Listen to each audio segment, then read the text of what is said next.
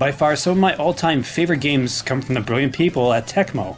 Mighty Bomb Jack was the first one I ever played from their catalog, and it was a favorite of my dad. He thought the jumping and floating mechanics were pretty neat. Known mostly for their great Dead or Alive fighting games nowadays, I wanted to showcase some appreciation for their 8-bit cartridges. I'd love to hear what your list would be, so leave a comment down below at the end of this video. Let's begin.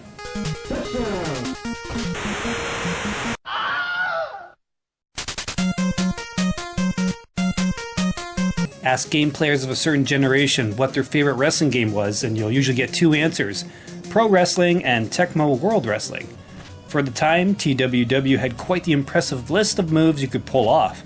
You could attack opponents while they were down, smack them into the ring post, come crashing down on them with not one, but two top rope moves. Not to mention your finishers. This game was way ahead of its time. Stack it up against the WWF games, and it wasn't even close. How sad is that? The cutscene replays of your grappler's big moves always looked really cool, and I was always a big fan of the locker room training minigames. Tecmo Wrestling also has some really underrated music and top-notch two-player head-to-head action. I tell you, this game is the total package.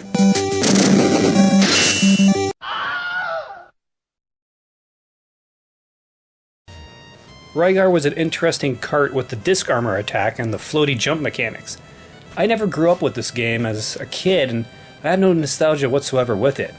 But I gotta say, Retro Matt and I would have loved it back then. Especially going around into different areas, getting different equipment, to gain access to different sections. What a sweet idea. Was the game a little cryptic? Sure, but what game released at that time wasn't? The music is heroic and bombastic at times, while eerie in later parts. It's your standard grade A Tecmo soundtrack. Plus, you could grind to level up your characters a little bit, giving our titular hero more health and stronger attacks too. The arcade and NES games, while sharing the same title, are quite different games, one being a straight-up action high-score game, and the other an action platformer with exploration.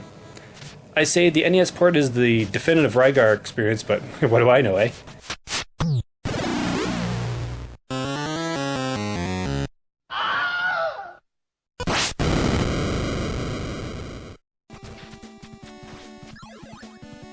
Ninja Gaiden 2 was such an improvement over the first entry, it's almost unbelievable. How could you improve on the original? It was a smash success. Well, somehow they did. The cutscene graphics were upgraded over the first entry. The movement while you were climbing up sheer walls flowed way better, and it was a lot easier to pull off. You also had new and returning sub-weapons and the ability to split yourself into two extra and orange Ryus that followed your every movement. It was really cool. This right here made the game way easier, being able to attack in a fixed position in the air, and made boss fights a cakewalk. The game overall feels a lot easier too, which is not a bad thing given how tough the original was. Anyway you slice it, Ninja Gaiden 2, The Dark Sword of Chaos is one hell of a game by Tecmo. You don't want to miss out on that one.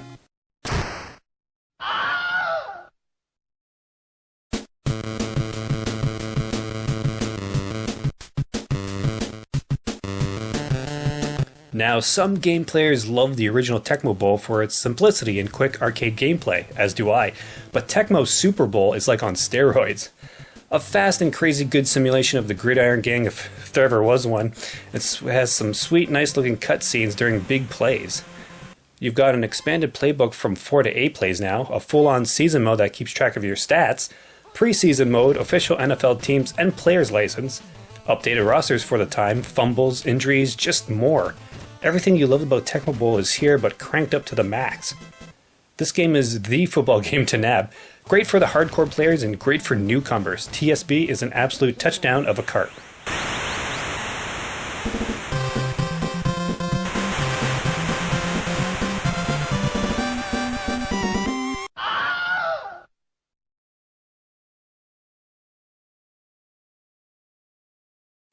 The Instant Classic, one of the gold standards in action platformers.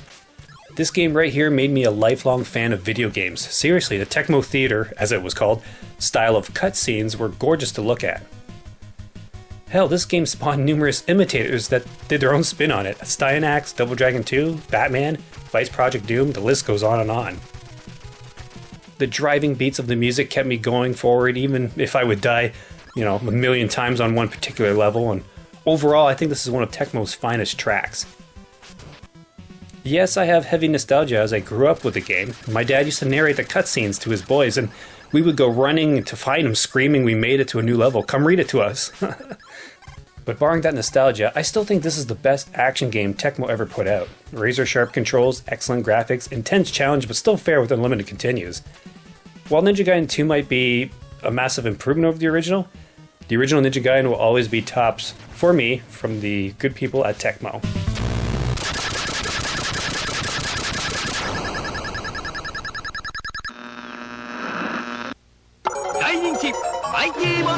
So guys, what'd you think? Leave a like, comment down below, and share it too, if you're so inclined. Thank you very much for watching. I'm Will. For those about the retro, we salute you. Take care.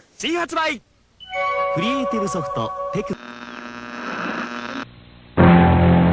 なたに魔法を授けようというわけで新登場のソロモンの鍵出るぞ隠れキャラがなんと4キュッパアクションパズルソロモンの鍵7月30日新発売テクモ